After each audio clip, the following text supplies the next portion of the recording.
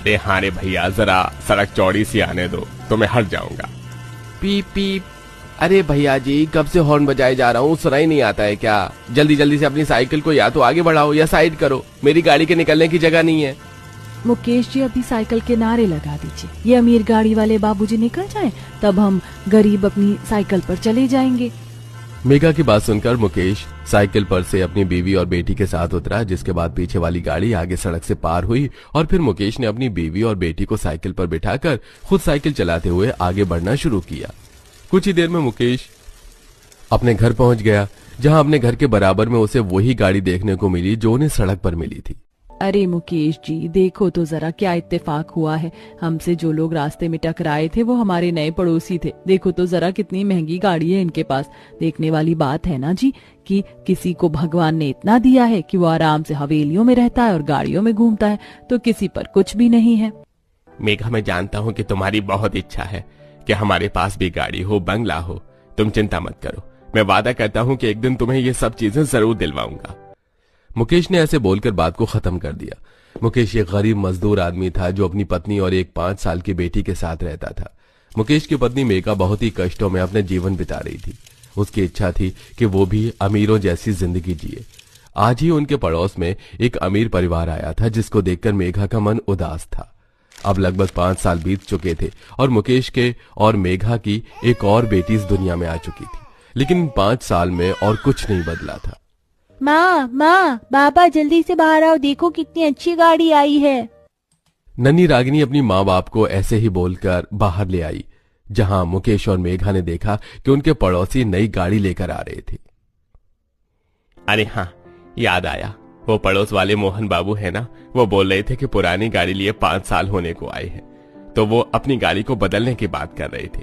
वो लेकर आए हैं वो दूसरी गाड़ी।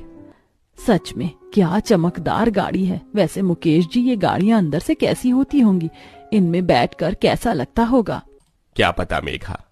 माँ बाबा, जब मैं आपके लिए गाड़ी लाऊंगी तब आपको पता चल जाएगा कि आखिर गाड़ी अंदर से कैसी होती है, देखना। सच में मेरी बच्ची मेरे लिए गाड़ी लाएगी? एक तरफ मेघा अपनी बेटी की बातों पर खुश हो रही थी, तो वहीं दूसरी तरफ उसकी पड़ोसन। क्या गाड़ी आई है मेरे घर पर, रंग रूप सब कुछ लाजवाब है।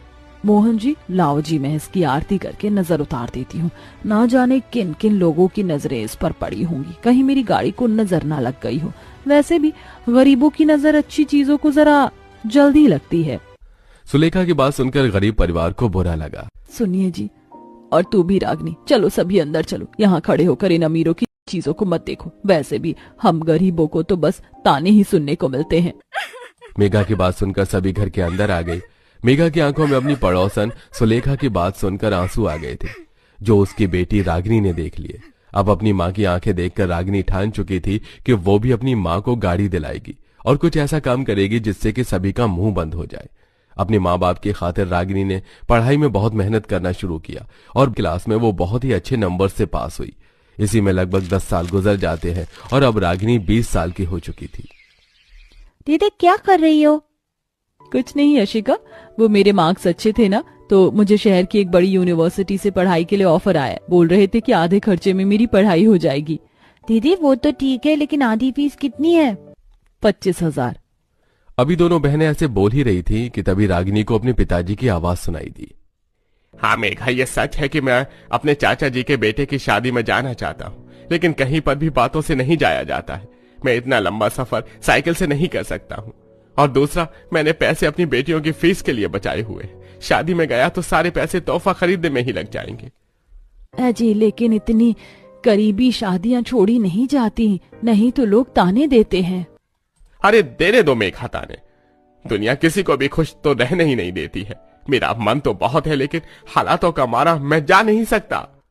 मुकेश ने ऐसे बोलकर बात को खत्म कर दिया।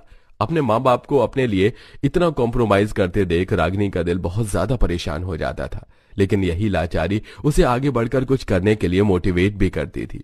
कुछ देर के बाद रागिनी अपने माँ बाप के पास गई, जहां माँ बाबा, मैंने पता निकाल लिया है और पूरे 25,000 रुपए हमें भरने पड़ेंगे, और जब जाकर मेरा उस यूनिवर्सिटी में एंट्रेंस होगा। ठीक है बेटा, कोई बात नहीं, तेरी माँ और पापा है ना, हम दोनों तेरे लिए सारा जुगाड़ कर देंगे। अरे काहे का जुगाड़? और ऐसी भी क्या पढ़ाई करनी है तुझे रागिनी? बस पढ़ ली जितना पढ़ना था। हम गरीबों की लड़की ज्यादा नहीं पढ़ती हैं। चुप हो जाइए जी, मैं अपनी बेटी को पढ़ा रही हूँ। आप बिल्कुल भी इसके इरादों और सपनों के बीच में ना आना। मेघा ने ऐसे बोलकर रागिनी से उसकी यूनिवर्सिटी की फीस भरने की हामी भर दी। अगले ही दिन गरीब बाप ने बैंक से लोन लिया और मां ने उस लोन के बदले अपनी शादी की आखिरी निशानी अपने कंगन को भी गिरवी रखा, जिससे कि उसकी बेटी का यूनिवर्सिटी में एडमिशन हुआ। रागिनी पढ़ाई में बहुत ज्यादा अच्छी थी। उसने 3 सेमेस्टर अपने घर से ही पढ़ाई कर करके अच्छे नंबर से पास किए और आज उसके पास एक बहुत बड़ा मौका था। माँ बाबा, मुझे आशीर्वाद दो। आज मेरे लिए बहुत ही ज्यादा बड़ा दिन है। अगर आज के कॉलेज इंटरव्यू में मैं पास हो गई और टॉप 10 स्टूडेंट्स में मेरा नाम भी आ गया तो मुझे घर बैठे अच्छी जॉब मिल जाएगी। तूने तो यूनिवर्सिटी में सभी के रिकॉर्ड्स तोड़े हैं। मुझे तुझ पर यकीन है कि मेरी बेटी अच्छे ही मार्क्स लेकर आएगी। मेघा ने ऐसे बोलकर रागिनी को कॉलेज जाने को बोला। रागिनी कभी कभी कॉलेज जाती थी क्योंकि वो उसके घर से दूर था। आज रागिनी का जाना जरूरी था, इसलिए वो कॉलेज जाने को अपने पिता के पीछे साइकिल पर बैठ कर गई। अभी वो दोनों जा ही रहे थे कि तभी उसके साइड से एक बहुत ही बड़ी और अमीर गाड़ी गुजरी। ओह, तो गरीब मैडम भी इंटरव्यू के लिए जा रही हैं। सुन रागिनी, तो कितनी भी कोशिश कर लेना, तेरे तो कपड़ों को देखकर ही वो लोग तुझे भगा देंगे। तुम अपने पर फोकस करो मानवी, कहीं नाम बड़े और दर्शन छोटे ना हो जाएं। रागिनी के इतना बोलते ही मानवी की गाड़ी तेजी से आगे बढ़ गई। वो किसी और की नहीं बल्कि रागिनी के पड़ोस में रहने वाली सुलेखा की ही बेटी थी। कुछ देर में मानवी बड़ी गाड़ी और रागिनी अपने पिता के साथ साइकिल पर कॉलेज पहुंच गई, जहां दोनों ने अपने इंटरव्यूज दिए। और सभी स्टूडेंट्स के ग्रेड्स और कॉन्फिडेंस को देखते हुए हमने टॉप 9 तो बता दिए जिन्हें हमारी कंपनी जॉब देगी, लेकिन अभी टॉप 1 रह गया है। जो अब हम टॉप 1 स्टूडेंट का नाम बताएंगे जिसने हमें सबसे ज्यादा खुश किया है, और वो है मिस रागिनी। रागिनी अपना नाम सुनकर कुछ देर को तो सुन्न सी पड़ गई और फिर वो बहुत ज्यादा खुश हो गई। पढ़ाई पूरी हुए बिना ही रागिनी को जॉब मिल गई और उसने काम करना शुरू किया। कुछ महीने काम करने के बाद अब रागिनी के घर के हालात थोड़े से सही हो गए थे। एक दिन रागिनी बड़ी ही खुशी खुशी अपने घर आई। माँ, आओ मेरे साथ। अरे अरे, रागिनी कहाँ लेकर जा रही है? चलो तो सही।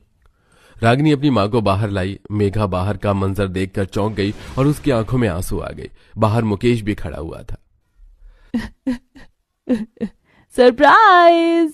मेघा के सामने एक नई चमचमाती हुई गाड़ी थी जिस पर रिबन भी लगा हुआ था। आपको याद भी नहीं होगा माँ, आज आप दोनों की शादी की सालगिरह है और आप जानती हो आपकी बेटी ये गाड़ी आप दोनों के लिए लाई है। अब आओ और आकर इसका रिबन साथ में काटो। रागिनी के बोलने पर मुकेश और मेघा ने साथ में गाड़ी का रिबन काटा, जिसके बाद मेघा ने गाड़ी की आरती भी उतारी और उसके बाद चलो माँ, बाबा और यशिका सभी अंदर बैठ जाओ। अब आप सभी को रागिनी घुमा कर लाएगी। रागिनी के बोलने पर सारा परिवार बड़ा ही घबराता सा गाड़ी के अंदर बैठा। मेघा को उसने आगे बिठाया और सबको गाड़ी में बैठकर बहुत खुशी हुई। जी देखो तो, इसमें तो शीशा भी लगा हुआ। ये गाड़ी कितनी अच्छी है और आरामदायक भी। सभी बहुत ही ज्यादा खुश थे। आखिर वो सब पहली बार जो गाड़ी में बैठे थे। रागिनी ने सभी को सीट बेल्ट पहनवाई और फिर उसने गाड़ी चलाना शुरू किया। हे भगवान, ये तो बाईपास है। जब पहले साइकिल से आता था तो 1 घंटे में यहाँ पहुंचता था और गाड़ी से तो 5 मिनट भी नहीं लगे। कितना फासला तय कर लिया। दीदी, वैसे आपको गाड़ी चलानी कैसे आई? आप लोगों के लिए चलानी सीखी। ऐसे ही पूरा परिवार गाड़ी में घूमने लगा। उन्होंने बाहर खाना भी खाया और फिर वो सभी घर लौट आए। रागिनी की यह तरक्की उनके पड़ोसियों के मुंह पर करारा तमाचा थी। अब वो लोग मुंह छिपाए अपने घर में बैठे थे और कभी वो मेघा से मिलते भी थे तो उनकी नजरें शर्म से झुक जाती थी। और अब रागिनी अपने परिवार के साथ खुशी खुशी रहती थी।